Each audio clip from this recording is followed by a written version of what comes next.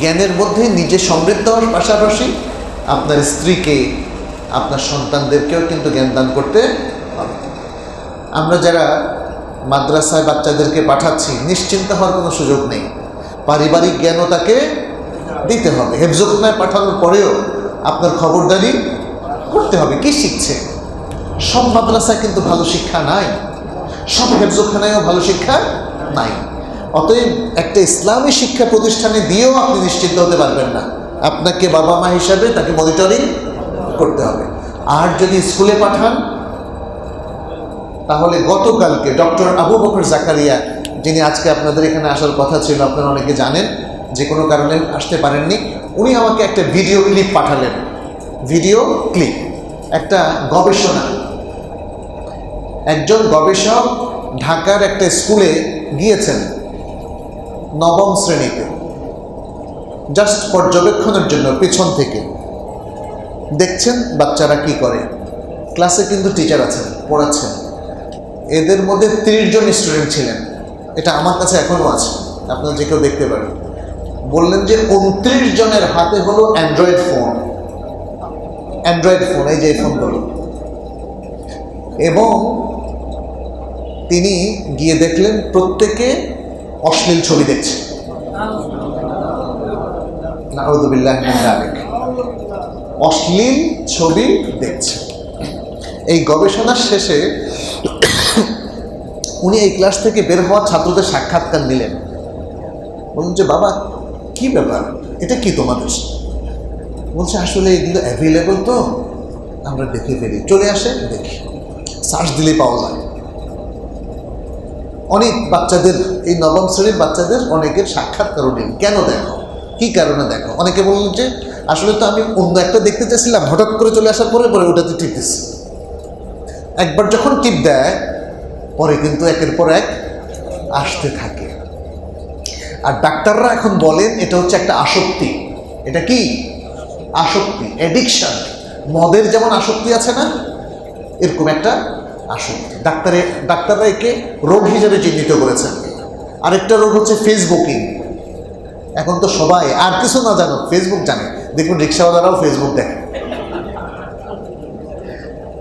এগুলো এখন আসক্তিতে পরিণত হয়েছে। বাচ্চাদেরকে যদি না শেখান, না বোঝান, ধ্বংস। আপনার বাচ্চা, আপনার ছেলে, কিশোর, তরুণ, সে পর্নোগ্রাফি দেখে ভালো মানুষ হবে? এটা দেখে তো কেউ ভালো মানুষ হয় না, বুঝতে হবে। তাহলে ওদেরকে এখনই বলেন।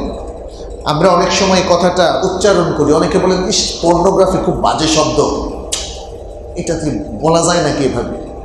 আরে সবার হাতে হাতে ঘুরছে, অফিসে বসে অফিসাররাও দেখছে। এটা আমাদের কাছে ওই যে গবেষণাগুলো আসে, আমরা দেখি। আমেরিকাতে একটা গবেষণা আমি দেখেছি, আমেরিকা তো অনেক উন্নত দেশ বলে তারা দাবি করে, ফ্রি কান্ট্রি, ফ্রি সেক্স।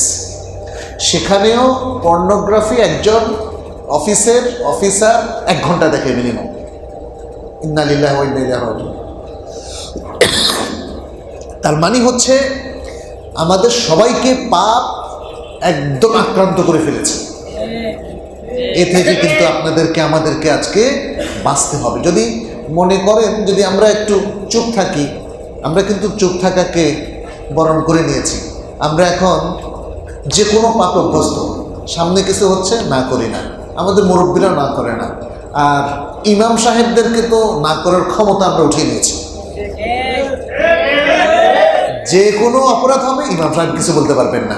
ইমাম সাহেব সিগারেট পানের বিরুদ্ধে কথা বলতে পারবেন না, ইমাম সাহেব ঘুষের বিরুদ্ধে কথা বলতে পারবেন না, ইমাম সাহেব সুদের বিরুদ্ধে কথা বলতে পারবেন না, কারণ সমাজে এটা ছেয়ে গেছে।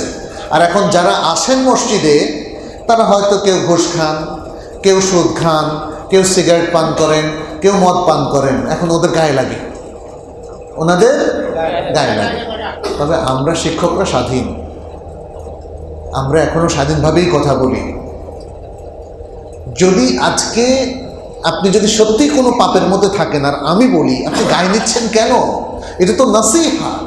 এই নাসিহাটা যদি বন্ধ হয়ে যায় তাহলে পৃথিবী ধ্বংস হয়ে যাবে, মনে রাখবেন। অতএব আমি আশা করব ইমামদেরকে আপনারা সাহস দেবেন, উদ্বুদ্ধ করবেন, যেটা হক আল্লাহর রাস্তে সেটা বলুন। আমরা আপনার সাথে আছি, আমরা আপনার পিছনে আছি।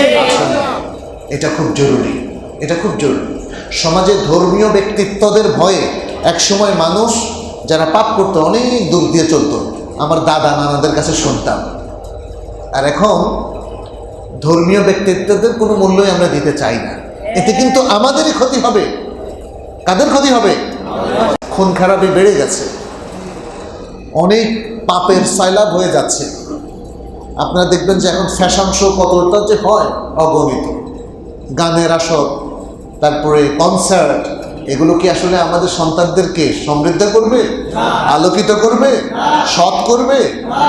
এ সমস্ত নারী দেহ দেখে তার মাথায় জাগবে যে কি করে একটা খারাপ কাজ করা যায়, কি করে জেনা ব্যভিচার করা যায়, এবং জেনা ব্যভিচার বেড়ে যাচ্ছে। এটা কিয়ামতেরও ছোট আলামতগুলোর একটা আলামত। অতএব আমরা বলবো যে সন্তানদের সঠিক তারবিয়াত দান করুন, সঠিক কোরআনি শিক্ষা দিন, এবং যাদের সন্তান আপনি স্কুলে পড়ান, মাদ্রাসায় পড়ান, যেখানেই পড়ান, কোরআন দিয়ে শিক্ষার হাতে খড়ি করুন।